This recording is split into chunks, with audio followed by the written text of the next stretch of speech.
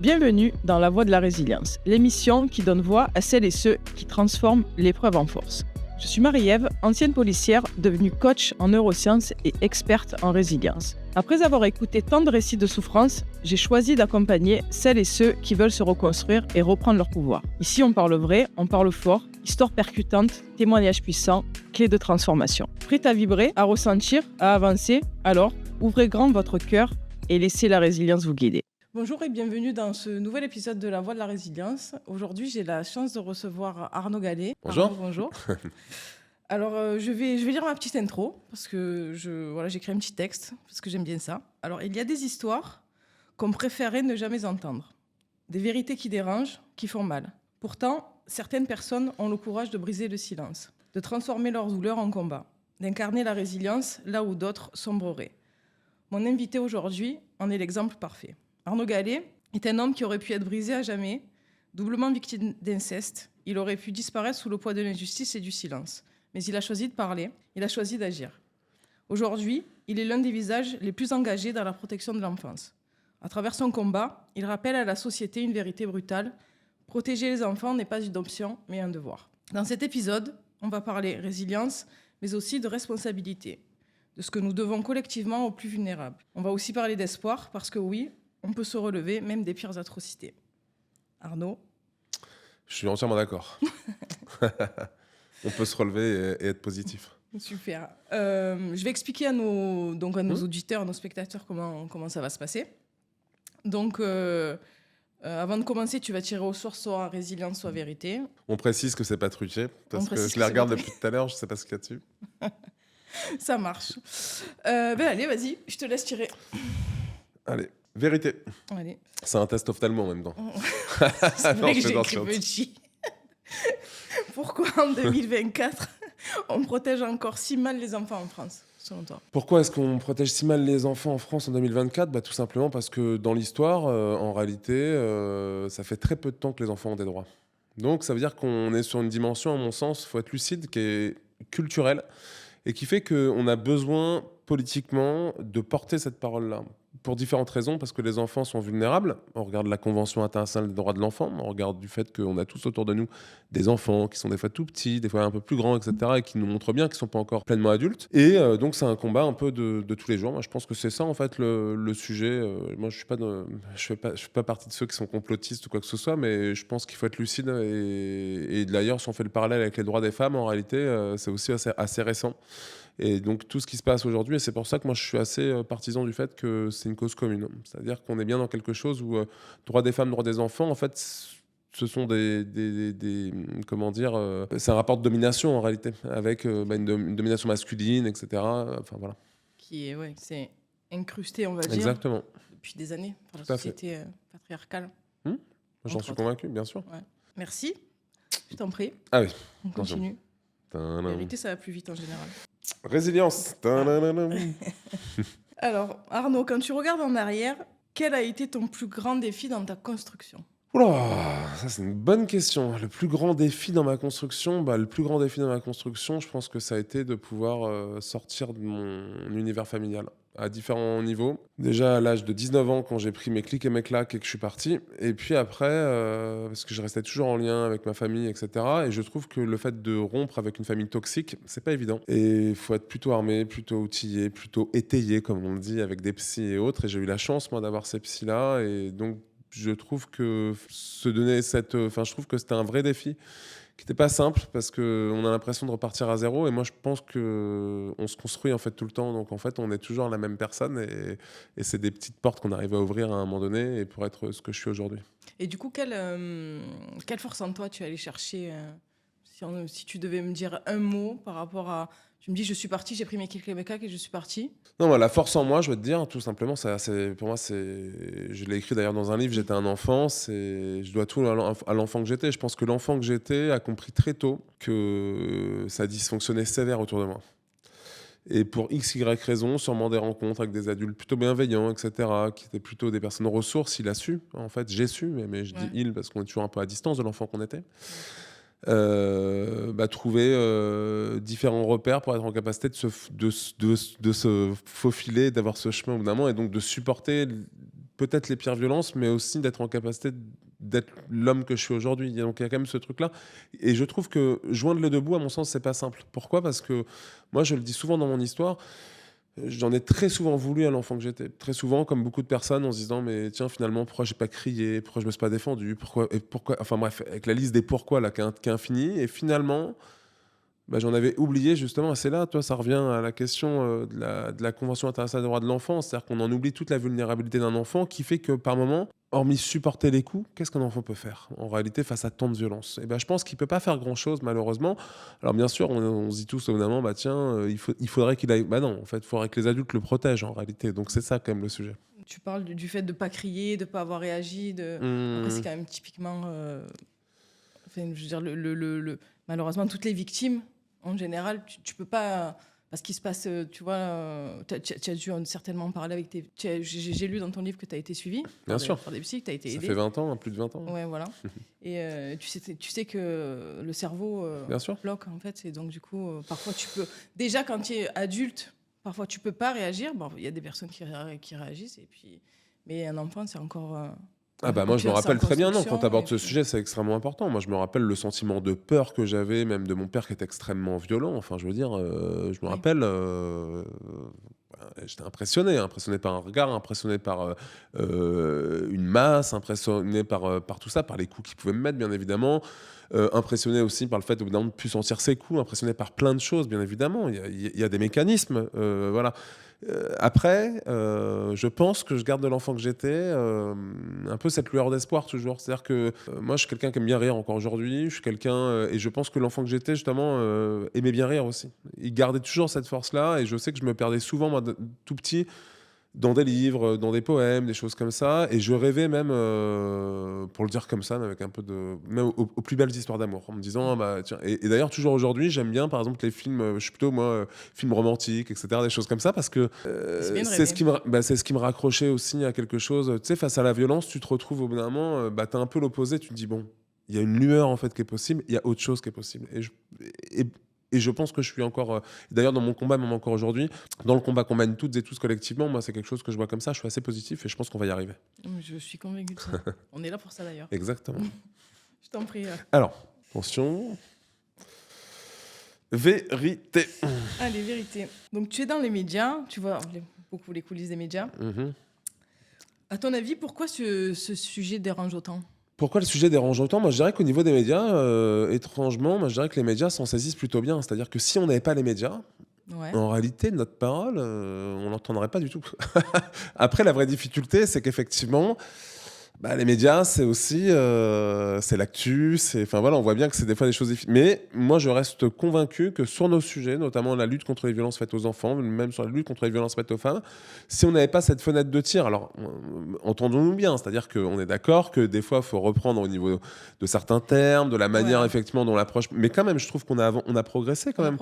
On a progressé, tu vois. Et donc, je me dis, voilà, et cette fenêtre de tir, elle existe en réalité. Alors après... là où c'est vraiment plus difficile, c'est pour aller dans le fond des sujets. Bon, c'est là que le bas blesse. Alors, tout dépend des émissions, etc. Donc, on essaie un peu d'aller à gauche, à droite. Mais moi, je trouve quand même que... Et d'ailleurs, je le partage comme ça, en faisant un petit parallèle avec mon histoire. Moi, à l'âge de 19 ans, j'ai pris connaissance que j'avais été victime de viol. Mm-hmm.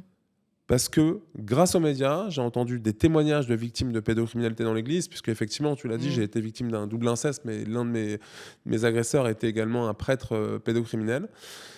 C'est bien expliqué dans ton livre, d'ailleurs. Et si je n'avais pas eu les médias qui avaient donné la parole, en fait, à une personne qui avait été victime comme moi, je n'aurais pas compris alors, parce que moi, j'étais convaincu que c'était pas un viol. Moi, tu sais, j'ai grandi en banlieue nord de Paris. À l'époque, en fait, on n'était pas très loin de la gare du Nord. Et c'était une époque où, malheureusement, c'était une époque où il y avait beaucoup de femmes qui étaient dans la gare du Nord avec un couteau, etc. Donc, on parlait du de cette manière-là, avec de la violence, de la contrainte, de la menace, etc. etc. Moi, mon agresseur, contrairement d'ailleurs à mon père qui me hurlait dessus, etc., moi, il était doux comme un agneau. C'est-à-dire que c'était quelqu'un qui me disait des mots vraiment avec énormément de douceur, etc., etc. Il a présenté les choses comme une forme d'éducation. Donc, Ça m'a énormément troublé, ça m'a troublé dans mon développement, dans mon grandissement, où je me suis dit, non, j'étais peut-être consentant. Enfin, la question du Oui, consentement bien sûr. revient, parce que j'ai pas su, justement, tu vois, ça revient un peu, toi, ce mécanisme aussi d'emprise, la stratégie de l'agresseur, etc., que j'ai comprise par la suite. Et là, je me suis dit, encore une fois, s'il n'y a pas eu les médias pour me donner ce premier décryptage, pour moi, ça a été une violence sans nom, d'ailleurs, quand j'ai compris que j'ai mis le mot viol, c'est-à-dire ce qui m'était arrivé. Je me suis dit, pas moi, en quelque sorte, surtout, voilà, je suis pas d'un 1m90, etc. Tu vois, tous Ouais. les stéréotypes, en fait, que rapidement, en fait, toute la société te met dessus, et même d'ailleurs, ceux qu'on incarne, à un moment donné, malgré nous, tout s'effondrait. Je me suis dit, bah non, en fait, ce qui m'est arrivé, c'est ça, et je me suis donné la possibilité, d'ailleurs, d'être suivi par un psy par la suite, en disant qu'il fallait absolument que je me prenne en charge, sinon ça allait être compliqué. Donc, quelque part, toi, c'est les médias qui t'ont aidé finalement. Ah bah, moi, Ça a été la première. Moi, je reste convaincu qu'on doit beaucoup aux médias, ouais, effectivement. Je pense que, d'ailleurs, on l'a bien vu, moi je le dis, j'ai fait 2 fois la une de Libé, etc. Et je pense que Mm. quand on fait la une avec notamment certains Ouais. titres, ça met un peu la pression, ça met la pression aux politiques. Alors ça fait pas tout, mais bon, quand même, ça les fait réagir. Et que si on n'avait pas les médias pour ça, cette fenêtre de tir-là, en réalité, on est, nous, en plus. Ce serait invisible, ouais, bien sûr. Bah oui, et puis même, faut le dire clairement, quand tu fais une manif pour les enfants, enfin pour dénoncer les violences faites aux enfants, quand on est 10, on est content. Donc ça signifie que si ta voix peut porter grâce à un média, bah forcément, tu vas pouvoir véhiculer un discours politique, etc., etc. Je pense que là, oui, c'est important. Mm. C'est pour ça que tu fais ce podcast d'ailleurs. Alors dis-moi. Résilience. D'ailleurs, Ouais. ça s'équilibre. Mais justement, à quoi ressemble la résilience pour toi? Est-ce un chemin ou une destination? Bah, moi, j'ai souvent pensé que la résilience, c'est marrant parce que ça faisait vraiment partie des échanges avec mon psy. J'ai souvent pensé que la résilience, je l'avais quasiment à l'âge adulte, justement à partir de mes 19 ans, 19-20 ans, etc. Avec des gens que Tu j'avais reviens souvent compris, à etc. 19 ans. Ah ouais. Mais oui, Comme parce si que ça a été l'élément c'était. Eh ouais, déclencheur. ça a été le Tu vois, déclencheur vraiment pour toi. Et sauf que grâce au travail que j'ai fait thérapeutique, j'ai compris en fait que la résilience, elle a sûrement commencé dès les premières années de ma vie. Je m'explique, c'est que j'ai vécu tellement de violence. Moi, j'avais un père extrêmement violent qui me mettait, je sais pas, des coups de chausse-pied. Je me rappelle d'un chausse-pied notamment qu'il avait en fer et je m'en suis pris quelques coups. J'ai encore des marques d'ailleurs, à chaque fois j'en parle, mais pour moi, c'est quelque chose qui m'a beaucoup marqué. Je me prenais des coups de poing, etc. Bref, des choses assez extrêmement violentes. Et je pense que cet enfant d'emblée a su que c'était pas normal. Et comme il a su que c'était pas normal, il s'est basé sur un autre repère. Sinon, le risque, les psys le disent, hein, moi j'en ai vu plusieurs, ils disent, mais en fait, vous avez tout le profil, regardez des violences, différentes violences que vous avez vécues, actes de torture, de barbarie, Ouais. etc. J'aurais pu être psychotique. Et pas du tout. C'est-à-dire que donc l'enfant que j'étais, très, très, très tôt, a su en fait être résilient et a su au bout d'un moment même faire face à d'autres violences. Alors bien sûr, est-ce que c'est un chemin, est-ce qu'il y a une succession de résilience? Peut-être, sûrement, je pense que oui, je pense qu'encore aujourd'hui, mais Oui. il y a une première résilience sûrement qui fait que ça peut en déclencher d'autres, ou du moins donner une forme de compréhension à ce qu'on vit par la suite. Ouais. Ok. Merci. Alors, Alors. attention, résilience, Ah, ouais, voilà. ça reprend le dessus. C'est ça. C'est la résilience qui reprend le dessus. Il y a un moment où tu as basculé de victime à survivant, puis à combattant. Justement, quel a été ce déclic? Le déclic pour moi, c'est que lorsque j'ai compris en fait Ouais. le nombre déjà qu'on était, c'est-à-dire que mon histoire, je pense que j'étais victime dans ma singularité, et à partir du moment où j'ai compris la banalité dans laquelle finalement la violence à laquelle j'ai été exposé, elle est banale en réalité, malheureusement. Elle est singulière parce qu'on a tous une histoire qui nous appartient, bien évidemment, sauf que les chiffres sont tels. Quand tu prends un seul chiffre, 11% de la population française victime d'inceste d'après un dernier sondage de l'Ipsos. Tu te dis donc avoir été victime d'inceste, bien sûr, c'est terrible, mais bon, c'est tristement banal, hein, en quelque sorte, tu vois, par rapport à tous ces chiffres. Et moi, à travers ça, sans nier l'histoire de chacun dans les 11%, dans les 160 000 enfants victimes chaque année de violences sexuelles, ou un enfant toutes les 3 minutes d'ailleurs, Oui, je me suis dit, en fait, le combat, il est politique. Et le combat est politique, et je me suis dit, il est politique, mais il doit s'accompagner d'une forme de quelque chose qui doit être positif. Donc oui, être survivant. Moi, je préfère le mot survivant, par exemple, au mot victime. Je trouve que victime, ça nous met un peu vers le bas, là où survivant, paf, on parle des ressources qu'on a en chacun d'entre nous, et je trouve ça intéressant. Et puis après, effectivement, hors combattant, oui, moi je combats de manière complètement pacifique, mais je me dis effectivement que le combat, oui, c'est un bon mot. Pourquoi? Parce que le chemin, il est rude quand même. Il y a quand même beaucoup de résistance sur des choses qui me semblent tellement évidentes que je me dis le mot combattant, c'est pas mal finalement. Pas mal. J'avais un peu de mal au début, puis là je me dis, en fait, quand on voit quand même les résistances du système, on combat. Ouais. Faut pas se mentir Ouais. à soi-même. Mais tu utilises le mot banal. Moi, il me désole un peu, tu Ah vois, ouais. quand même. Ouais. Parce que, enfin, tu vois, banalité, est-ce que vraiment on peut parler? Même si, malheureusement, je sais pas si c'est vraiment banalisé, tu vois. Franchement. Ben moi, je pense qu'il y a une dimension banale dans le sens où il y a une dimension culturelle. C'est-à-dire que c'est banal aujourd'hui, et d'ailleurs la Civis l'a bien montré, c'est-à-dire que donc, la commission indépendante sur l'inceste et les violences sexuelles faites aux enfants à laquelle j'ai participé, bien sûr que chaque histoire est singulière, bien sûr que chaque histoire est terrible, bien sûr que chaque histoire montre que, bien sûr, on n'est pas victime de la même manière en fonction de là où on vient, de notre histoire, etc. Bon, ok. Une fois qu'on a dit ça, quand on regarde après ce qui est de commun, plus que banal dans ce cas-là, Oui. Ouais. on peut se dire que quand on a dit uniquement sur les 33 000 personnes que nous avons auditionnées, on a dit uniquement à 8% des personnes, 8% donc des enfants ou des enfants devenus adultes, je te crois, je te protège. Et dans 92% des cas, on a donc dit à un enfant ou un enfant devenu adulte, je te crois, je ne te protège pas, voire t'es un menteur, t'es une menteuse. Bah, ça signifie que la société, d'un point de vue, on va dire, sociologique, renvoie un message d'une forme. Ouais, c'est pour ça que moi je dis banal. Est-ce que c'est le bon terme? J'en sais rien, mais je pense que malheureusement, il ne faudrait plus en fait avoir ces chiffres pour se dire que ce n'est plus banal. Moi, je pense qu'aujourd'hui, c'est difficile de se retrouver. Je vais prendre un exemple. Tiens, d'ailleurs, c'est intéressant que tu parles de ça parce que je comprends ce que tu veux dire et en même temps, moi, je suis assez convaincu de la banalité. Je vais te dire pourquoi. Tu vois, par exemple, moi, je fais partie donc des. J'ai été victime par un prêtre pédocriminel et il y a un chiffre moi qui m'a marqué au niveau donc, de la commission indépendante sur les abus sexuels dans l'Église. Moi, je relève de plusieurs commissions. C'est les fameux 330 000 victimes de pédocriminalité dans l'Église en 70 ans. D'ailleurs, c'est un chiffre qui ne mentionne même pas, qui ne fait même pas état des enfants en situation de handicap qui ont pu être victimes. Au-delà de ça, quand on est un comme moi parmi 330 000, on est face à quelque chose, mais c'est un tsunami en réalité. Et quand je dis que c'est une banalité, c'est qu'on se retrouve dans quelque chose où finalement on a l'impression d'être, alors c'est peut-être pas le bon terme, mais au moins déshumanisé. Et je trouve que ce côté-là, et au regard du nombre, enfin là on parle de 13 enfants par jour, etc. Et d'ailleurs on voit bien de plus en plus, nous on s'allie d'ailleurs entre nous, on se dit mais c'est un truc de dingue en fin de compte. Et la banalité, c'est la culture en fait. C'est-à-dire que la banalité, c'est de se dire aussi que finalement, tu vois là en ce moment, je regarde beaucoup l'actu avec notamment Betaram parce qu'on en a parlé quand même récemment. Donc cette congrégation dans le sud à côté de Pau, finalement tout le monde savait. Et à chaque fois, c'est pareil, à chaque fois, c'est la même histoire. Tu vois, c'est là-dessus que moi, je parle d'une banalité. C'est-à-dire qu'à chaque fois, en fait, on a l'impression, on se dit, ah non, bah si, en fait, regarde l'abbé Pierre. Ah non, bah oui, en fait, tu vois. Et ça, malheureusement, ça me paraît fou. Ouais, et malheureusement, c'est toujours les mêmes mécanismes qui sont mis en place. Et en ce sens-là, pour moi, c'est une banalité. Je te rejoins. En ce sens, je te rejoins. Vérité. Allez. Tadam. Tu as vu les réactions politiques et judiciaires sur ces affaires, du coup. Quel est le plus gros problème aujourd'hui ? Moi, le plus gros problème aujourd'hui, de manière très simple, il est l'absence de volonté politique. C'est-à-dire qu'aujourd'hui, il n'y a pas de volonté politique et d'ailleurs, il n'y a pas de prise de... Enfin, moi, je trouvais ça... Enfin, je vais prendre un exemple qui m'a effaré. L'exemple de l'abbé Pierre, c'est exceptionnel quand même. C'est-à-dire que, on est face à, des violences sexuelles atroces, abominables, etc., etc. On est face à un délit de non-dénonciation caractérisé sur 70 ans. Et pire, on est, sur cette histoire-là, face à un abus de confiance exceptionnel. C'est-à-dire qu'on nous a vendu l'image d'une personne qui ne l'était pas, parce qu'il fallait absolument être en capacité de récolter des dons. Enfin, je trouve que le scénario, il est sinistre. Non, mais je veux dire, et on n'en parle pas. C'est-à-dire qu'aujourd'hui, c'est l'opération Magix, comme on dit chez nous. Hop, on retire le visage de l'abbé Pierre. Au passage, la fondation Abbé Pierre, qui s'appelait, donc juste derrière maintenant, s'appelle la Fondation pour le mal logement des défavorisés.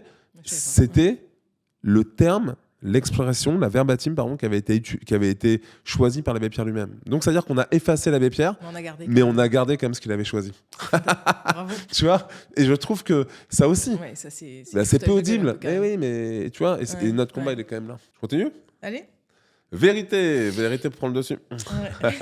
Si on te donnait une baguette magique pour changer une seule chose dans le système, tu changerais quoi ? Je vais dire, avec une baguette magique, pour aller très simple, on applique les 82 préconisations de la commission indépendante sur l'inceste et les violences sexuelles faites aux enfants. Comme ça, on est cohérent avec la prise de parole du président de la République de janvier 2021, après le MeToo inceste et après, justement, au moment où il y avait les débuts des prémices du rapport Sauvé, justement, qui commence à sortir. Donc voilà, moi, je dirais une baguette magique 82 préconisations mises en place. Ah, bah attention, j'en prends 2, disons. Je triche. Résilience. Quels ont été tes piliers pour t'aider à avancer? Personne, thérapie, engagement. Piliers, je dirais, il y a 2 piliers peut-être d'ailleurs que je mettrais. Le sport, ça m'a beaucoup aidé. Ouais. Je fais beaucoup de tennis, beaucoup de rugby, beaucoup de course à pied, etc., etc. Et je devrais en faire d'ailleurs, je devrais me remettre un peu dessus. Et puis l'autre pilier qui m'a beaucoup aidé, les études. Ce sont les études. Moi, je me suis énormément réfugié dans les études. Ça m'a beaucoup aidé. Ça m'a permis, je pense, de trouver des réponses aussi en moi.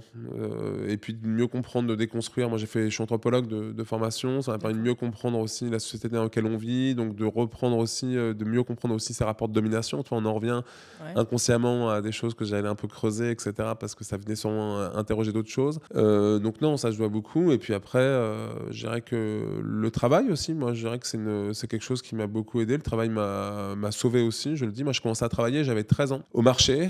Et c'était vraiment une fuite, pareil, de cette famille complètement toxique, avec un père qui voulait pas me donner d'argent de poche, etc., etc. Et en fait, j'y ai trouvé, je sais pas si c'est une famille d'adoption, mais tout du moins un environnement plutôt bienveillant. Et c'est vrai qu'on en oublie de le dire. On pourrait voir ça comme une forme de risque, de danger, etc. pour un enfant. Et très souvent, le danger, en fait, il est au sein de sa propre famille. Donc ça veut dire que finalement, les ressources que j'avais au marché m'ont énormément aidé. Et la valeur travail, je pense que moi, c'est quelque chose qui me tient à cœur. Et la valeur aussi forcément de solidarité. Mais je dirais que j'ai beaucoup appris aussi en travaillant. Donc c'est plutôt, en fait, tu es plutôt allé chercher des ressources un peu finalement intellectuelles et Exactement. Moi, j'ai eu pour besoin. t'aider à, J'ai eu besoin. t'aider à effectivement. comprendre Et et à oui. t'évader aussi peut-être. Ouais, mais alors je sais pas si c'est pour m'évader justement, je pense Ouais. pas, je pense que c'est vraiment pour contrebalancer avec une famille qui était complètement toxique et pour avoir un autre rapport, tu vois, je pense que vraiment pour t'ancrer allonger- plutôt, du coup. Bah oui, puis même pour me dire à un moment donné, en fait, et puis moi je vois bien aujourd'hui le challenge que j'ai, personnel, il est de me dire j'ai pas de famille. J'ai pas de famille, je me construis, mais en même temps, bah, pour se construire, faut savoir aussi sûrement s'appuyer sur plusieurs ressources. Et moi, je me suis. Et bah, les ressources, je pense que d'avoir été en capacité aussi, évidemment, d'aller les chercher soi-même à un moment donné, dans les études, etc., dans différentes choses, dans des rencontres, bah, ça fait partie de ce que je puise aujourd'hui dans le quotidien, de ce que je peux offrir, notamment à mon fils que j'ai au quotidien. Alors, vérité. Mhm. Allez. Alors, à ton avis, pourquoi est-ce si difficile pour une victime de parler, d'être crue? Ah bah, c'est très simple. Je vais répondre très simplement parce que je pense que l'interdit de l'inceste, par exemple, notamment, et l'interdit de toutes les violences, d'ailleurs, on peut élargir à mon sens, en réalité, c'est pas d'en parler, c'est de le dire. C'est-à-dire que, en fait, c'est là que c'est compliqué. C'est-à-dire qu'il y a une injonction qui est contradictoire. On dit aux victimes de prendre la parole, libérez votre parole, libérez votre parole, libérez votre parole. Et encore une fois, toutes les études démontrent quoi? Démontrent que dès que les victimes parlent, de toute forme de violence, hein, on n'est pas en capacité, pardon, de les protéger. Donc on dit aux gens de parler, de parler, de parler. Et dès qu'elles parlent, on va dire non, mais t'es vraiment sûr là? Ouais. T'es sûr? Non. Attends. Ça se trouve, t'as peut-être mal compris. Tu vois, et c'est sans cesse le même mécanisme, en fait. Alors, sûrement d'ailleurs sur la question d'inceste, dès que ça touche en fait à quelque chose qui est l'ordre du clan, etc., toi, on en revient sur les bases, les fondements même du patriarcat, c'est-à-dire que la famille, etc., etc., quelque chose qui est encore plus improbable, soi-disant, alors que tout le monde sait qu'effectivement, voilà, donc on maintient cette logique du clan. Donc voilà, moi je dirais que je rejoins ce que disait notamment, enfin ce que dit Dorothée Ducy dans Le berceau de domination, c'est-à-dire que l'interdit de l'inceste, c'est pas directement, enfin voilà, d'en parler, c'est vraiment d'être en capacité de le dénoncer, etc., etc. Donc tu penses que, en fait, on ne croit pas les victimes parce qu'on n'a pas les moyens de les aider? Tu penses que c'est ça? Non, je pense que comme on fait de certaines violences des interdits, des choses comme ça, etc., c'est-à-dire qu'on est en incapacité au bout d'un moment de l'entendre. C'est-à-dire que le fait d'en parler même, c'est ça l'interdit. C'est pas l'inceste, pardon, j'ai dit n'importe quoi avant. C'est pas l'interdit de l'inceste, c'est pas l'interdit en tant que tel. C'est l'interdit en fait de parler de l'inceste qui est un interdit. C'est ce que dit Dorothée Ducy. Omerta, quoi, un peu. Bah oui, c'est-à-dire qu'on pourrait se dire que dénoncer l'inceste c'est quelque chose de normal, et en réalité on se rend compte que très souvent ça retombe en fait sur le coin du nez des victimes. Donc ça veut bien dire que le problème il est que les victimes en ont parlé. Et d'ailleurs, elle en parle dans son livre Familia Grande. Camille Kouchner, ouais, tout à Camille fait, bah Kouchner. oui, bien sûr. Ouais. Camille Kouchner a dit bien effectivement ce à quoi elle a été confrontée quand elle a vu que son frère jumeau était victime, et effectivement ce qu'elle a pu elle-même d'ailleurs à un moment donné, bah voilà, ce dans quoi elle a été confrontée dans cette logique familiale, et après comment elle est parvenue petit à petit à en sortir. Mais toi, c'est là-dessus que je reviens moi sur quelque chose de fondamental. En sortir, déconstruire des schémas familiaux qui sont par moments qui nous pèsent en fait, et qui créent en fait une forme d'équilibre. Parce qu'en fait, on vit très souvent en fait, de cet équilibre, dans le dysfonctionnement finalement. On peut Ouais. vivre, hein. On peut, vivre de manière complètement, entre guillemets «équilibrée» dans un dysfonctionnement parce que, il y a beaucoup de familles dysfonctionnelles, toxiques qui parviennent en fait à s'auto-alimenter de cette manière-là et en Et puis sortir et de se dire: «Bah, non, non, je veux pas ça pour moi» et cetera et cetera. puis Surtout quand on après est seul, ouais. c'est difficile. Et puis après, tu finis aussi par croire que c'est une vérité. Pour certaines personnes se disent, bah, en fait, c'est Exactement, comme ça que ça doit fonctionner. Et tu es habitué. Et t'as ton circuit neuronal qui est. Et voilà, il est ancré là-dedans. Et pour toi, ben, et tu continues. Et... exactement. Bah, oui, mais c'est là qu'il y a une dimension culturelle, Tout complètement. à fait. Merci. Alors, attention, résilience. Si tu pouvais parler à l'enfant que tu étais, que lui dirais-tu aujourd'hui? Je lui dirais 2 choses: «Je t'aime, merci». Je crois qu'on a Voilà rien. ce que je lui dirais de manière assez simple en disant que Parfait. voilà. Je crois qu'on va rien rajouter à ça. C'est parfait. Bravo, d'ailleurs. Vérité. Comment une personne qui soupçonne un enfant en danger peut-elle agir? On donner un petit peu des conseils quand même. Ouais, bien sûr, non, mais c'est une question qui est importante et on n'en parle pas suffisamment. Moi, je pense que la première chose, c'est que la personne en tant que telle, faut qu'elle montre bien à l'enfant qu'elle n'est pas déstabilisée par ce qu'elle identifie, etc. C'est ça qui est compliqué aussi. C'est-à-dire qu'un enfant, très souvent, s'il voit qu'il est en face de lui un adulte qui lui-même n'est pas à l'aise, etc., ben, un enfant, c'est un peu l'effet miroir. Et puis, comme il y a Tout à ce fait. déséquilibre dans la relation à l'autre, ça peut être compliqué. Donc, ça, c'est la première chose qui n'est pas évidente. Et donc, ça doit se conclure aussi par un je te crois, je te protège, je suis là pour toi, etc. etc. Et puis, quand on ne l'a pas directement instinctivement, parce qu'on n'a pas toutes les réponses, moi, le premier, moi, je peux le dire, voilà, autre chose que j'ai déjà fait moi-même. Moi, j'ai déjà appelé le 119, par exemple. Je pense bien connaître. Donc, le 119, c'est le numéro de téléphone Allô, enfance en danger. Pourtant, je pense être aguerri de ces questions-là. Bah non, en fait. En fin de compte, confronté à une propre logique familiale, etc. ou autre, ça veut dire qu'on peut toujours avoir besoin d'un tiers extérieur. Et donc, ce Tout à tiers fait. extérieur, éviter le huis clos, quoi, hein, donc on peut en parler. Et le 119, je pense que c'est un bon outil, mais pas uniquement. On peut imaginer aussi que ça peut être, moi je le dis aujourd'hui, la gendarmerie nationale avec la maison de protection des familles notamment, fait un travail remarquable. C'est qu'on sont quand même des lieux, ça montre bien d'ailleurs que ça avance dans le bon Ça sens, à avance, mon ouais. sens, où il y a des personnes ressources qui font aussi de la prévention, qui sont là aussi pour voilà, aiguiller un peu, etc. Bref, on peut en parler à des personnes qu'on peut avoir de confiance. Et puis voilà, je pense que petit à petit, être en capacité de se dire que voilà, quels sont les signaux d'alerte, j'en sais rien, mais de voir effectivement ce qu'il en est. Et après, est-ce qu'on se dirige vers quelque chose qui est de l'ordre d'un signalement, d'une information préoccupante, de, je sais pas, d'un accompagnement thérapeutique, enfin, j'en sais absolument rien, quelle que soit la situation. Après, ce qui compte pour moi, c'est l'attention qu'on porte à un enfant, et ça, c'est important. Résilience. Alors, Arnaud, à ton avis, est-ce qu'on guérit vraiment un jour ou on apprend à vivre avec? Moi, je dirais qu'on apprend à vivre avec. Parce que je dirais qu'on apprend à vivre avec, tu as simplement raison, en fait, que la construction, c'est un chemin jusqu'à ad vitam, en réalité. Et moi, je pense que c'est quelque chose. Moi, j'y pense tous les jours, par exemple. Donc, je sais pas ce que ça veut dire, être guéri d'eux. Je me sens pas malade, en fait. En fait, j'ai du mal avec le mot Ouais, je comprends ce guérison que tu veux parce dire. que je me sens Ouais. pas malade. Je sens avoir subi des violences, voilà, mais oui, il y a des impacts, oui, ça c'est vrai. Je peux pas dire le contraire, mais je me sens pas malade pour autant. Et je pense que Mm. je ne peux pas nier me construire avec ces violences-là qui sont atroces, inouïes, qui sont pour reprendre ce qu'a dit même le juge Edouard Durand, un vrai crime contre l'humanité du sujet, c'est-à-dire de se dire à un moment donné, c'est quelque chose qui est d'une atrocité sans nom, qui fait que, bien sûr, des fois j'y pense même, enfin j'y pense, mais je sais pas, des fois tous les matins au réveil, etc. Je peux y penser aussi des fois à travers le regard de quelqu'un, etc. Donc voilà, mais je me construis avec. Donc ça veut dire que j'apprends à baliser un peu. Donc on peut apprendre à vivre avec et c'est important. On peut aussi respirer, vivre, s'amuser, aimer, etc. Enfin voilà tout ça, tout en se disant, au bout d'un moment, moi j'ai une lucidité, en tout cas c'est comme ça que je vis les choses, sur ma vie, en me disant, enfin, voilà, moi j'ai encore aujourd'hui des fois enfin, pas des va-et-vient ou Ah au oui, moins oui, des ça hauts, des c'est. bas Ouais. qui des fois sont pas simples et je me dis à chaque fois, je suis lucide. Voilà, je m'emballe pas comme on dit, ni dans le haut ni dans le bas. Mais je me dis, voilà, je cherche à comprendre aussi en quoi, enfin voilà, quel est l'impact, en fait, sans être dans une forme comment dire, de parano qui viserait à Bien sûr. dire systématiquement, tiens, je le mets. Mais quand même, c'est-à-dire que c'est un impact quand même non négligeable et extrêmement important.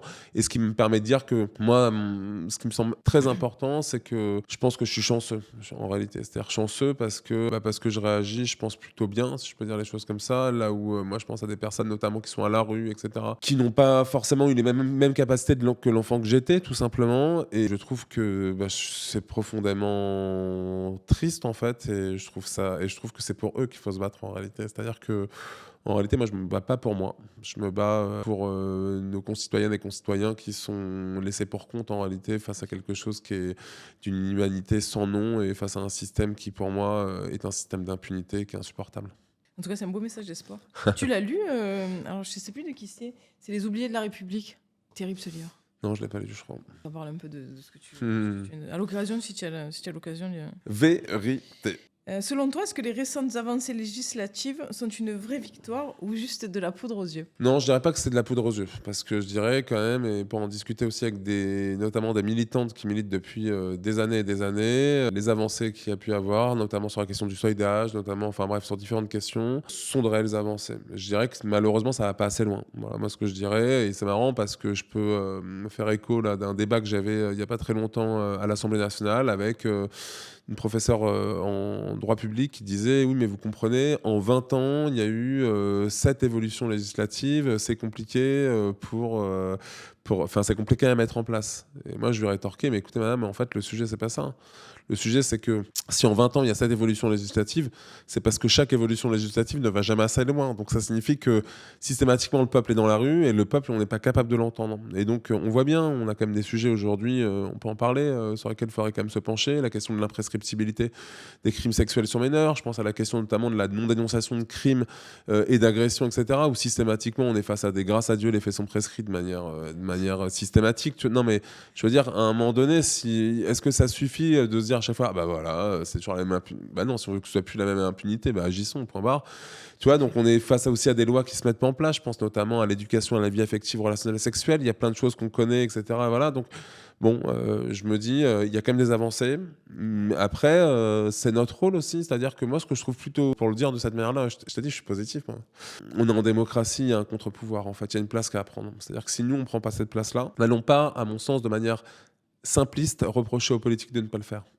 De ne pas aller assez loin, etc. Même s'ils devraient, bien entendu. Mais ça veut dire que néanmoins, dans une démocratie, on a quand même cette place. Et je pense notamment à beaucoup de pays qui ne vivent pas en démocratie, qui sont opprimés, etc. Je pense à l'Iran, etc. et bien d'autres. Je pense que quand on a un contre-pouvoir, même si des fois on se dit quand même, ils exagèrent ceux qui nous gouvernent, et on a raison de le dire. Mais je pense qu'il faut resituer les choses dans leur contexte. Il y a de réelles avancées, il y a des alliés aussi parmi les députés, les sénatrices, les sénateurs, etc., parmi les ministres. Il y a des échanges qui se font, il y a des arbitrages politiques qui sont hyper complexes, qui ont toujours été dans un système en réalité démocratique. Bon, bah, c'est à nous aussi, évidemment, de se dire, pour moi le jeu, et c'est ce qu'on fait nous, et donc avec Move Enfants notamment, c'est de se dire, faisons des enfants une priorité. Si on veut faire des enfants une priorité, bah, c'est du lobbying en réalité. Donc c'est à nous aussi de montrer que, évidemment, la priorité, c'est celle-là. Et bah, ça passe, autant parler des médias, etc., différentes choses. Bref, on peut utiliser différents outils pour être en capacité de porter ce message-là. D'ailleurs, oui, c'est vrai. Si tu peux nous parler un peu de Move Enfants. Bah, Move Enfants, pour aller très vite, donc c'est un mouvement de survivantes et de survivants de violences dans leur enfance et leurs alliés, parce que je pense que c'est important de parler d'alliance. On n'est pas obligé d'avoir été victime ou d'être survivant pour sentir que c'est aussi votre cause. C'est important donc de se dire que c'est un jeu d'alliance. Et puis, Move Enfants, je le définirais pour moi souvent comme le Greenpeace de la protection des enfants. C'est-à-dire que, pourquoi ? Parce qu'en fait, les solutions, on les connaît, appliquez-les. Et comme on ne sait pas les appliquer, et ben nous, ce qu'on fait, par moment, on fait des actions coup de poing. Alors, il n'y a jamais de violence, bien évidemment, mais néanmoins, on vient dénoncer, évidemment, certaines situations.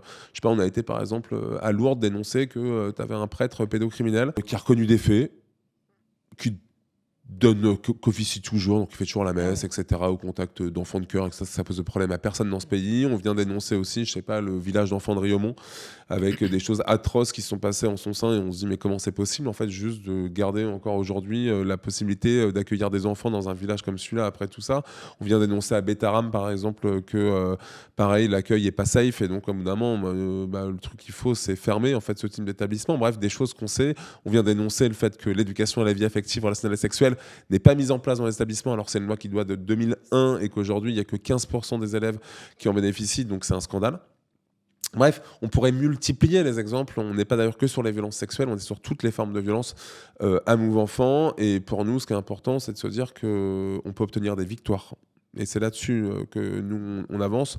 Des victoires contre un système qui, des fois, on a l'impression qu'il en fait qu'à sa tête, qu'il ne veut pas voir, qu'il ne veut pas dire, qu'il ne veut pas... Enfin bref, et nous, en tout cas, on pense qu'au contraire, on peut en faire une priorité. Alors, attention, j'ai failli dire résistance, fais gaffe. Résilience. Mais tiens, tu choisis. Qu'est-ce que ton combat t'a apporté personnellement ou qu'est-ce qui t'anime aujourd'hui et te fait lever chaque matin? Ouais, c'est assez proche en plus. Ouais, c'est un peu proche. Non, je pense que mon combat, il m'a apporté aussi, évidemment, clairement, pour être lucide sur ma situation. Moi, mon affaire est en cours au niveau de la justice et je pense que si mon combat n'était pas là, ça serait extrêmement difficile d'être dans cette attente, en fait. L'attente, Oui, bien sûr. elle est abominable. C'est-à-dire que c'est une destruction. En plus, j'ai bénéficié, moi, soi-disant, d'une forme de réparation par l'Église qui a été d'une atrocité sans nom, où j'ai failli être hospitalisé. Enfin bref, si derrière, j'arrive pas... En fait, ça me permet d'équilibrer. Tu vois ce que je veux dire? Ouais. Et je pense qu'aujourd'hui, ça me sert quand même beaucoup à ça. Et puis même, ça me permet aussi de faire de belles rencontres. Moi, j'ai rencontré de belles personnes, notamment au niveau de Move Enfant et pas que. Et je me dis, c'est aussi ce message d'espoir. Moi, j'en ai besoin. Sinon, j'ai l'impression que d'être que sur la dimension, justement, que personnelle, avec ce que j'ai vécu, etc. Toi, c'est Ouais, un c'est truc plombant. très sombre, plombant, etc. Ouais. Et le fait de se dire, vraiment, bah tiens, on peut retrouver des personnes qui, on est animés par la même chose. Bah, je trouve ça beau, en fait. C'est une belle aventure. Et le deuxième partie de la question, c'était quoi? La deuxième question, c'était qu'est-ce qui t'anime aujourd'hui et te fait lever chaque matin? Ah bah c'est simple, c'est de me dire qu'on va y arriver. C'est très simple ça. Comme la réponse c'est que si on se lève chaque matin et si on Si on se continue bat à pour remettre ça, une pièce, je c'est suis que d'accord. forcément à un moment donné, on sait que comment dire, les barrières vont tomber. C'est inévitable. Donc oui, ça c'est sûr, je suis extrêmement motivé là-dessus. Non, mais il reste vérité si je me suis pas trompée. Non, C'est vrai? je te jure qu'il reste. Bon, on dit que c'est vérité, tu vois. Allez, vas-y, dis que c'est vérité. Ça passera mieux. Pourquoi Allez. les agresseurs s'en sortent encore trop souvent? Non, parce que c'est culturel, parce que tout Toujours simplement, pareil, c'est on là en que c'est revient toujours à la intéressant. même chose, hein. On en revient toujours à la même chose, c'est-à-dire qu'il n'y a que 3% des agresseurs, quand on parle des violences sexuelles faites aux enfants, qui sont condamnés. Ouais. Moins de 1% en cas d'inceste. On est à peu près pareil pour le viol. Bah, donc, Sur les ouais, femmes. mais exactement. Mais pourquoi? Bah, parce que c'est un combat culturel, parce qu'à un moment donné, il faut qu'on reconnaisse la stratégie de l'agresseur, il faut qu'on arrête de les excuser, de dire qu'ils sont malades, les pauvres. Regarde, là, ce qu'on n'a pas arrêté de faire pour l'abbé Pierre, on avait l'impression, pauvre chéri, on allait presque le plaindre, on fallait presque le ressusciter pour le prendre dans nos bras. Non, mais je veux dire, faut arrêter à un moment donné. Je veux dire, on lui a Non, mais laissé je suis on d'accord. lui a laissé le champ libre. Tout le monde disait, bon, attends, quand même, c'est une figure charismatique, machin, etc. Enfin, en fait, l'histoire, elle est assez simple en réalité. Il n'y a pas besoin de sombrer dans quelque chose qui est de l'ordre de pathologisant.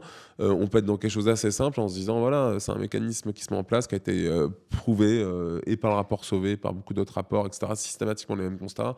Je veux dire, à un moment donné, qu'on arrête de nous raconter des histoires. Et pour finir, donc, si tu imagines que là, tu es 20h sur toutes les chaînes, à la Emmanuel Macron, là, genre, tu vois, tout le monde te regarde.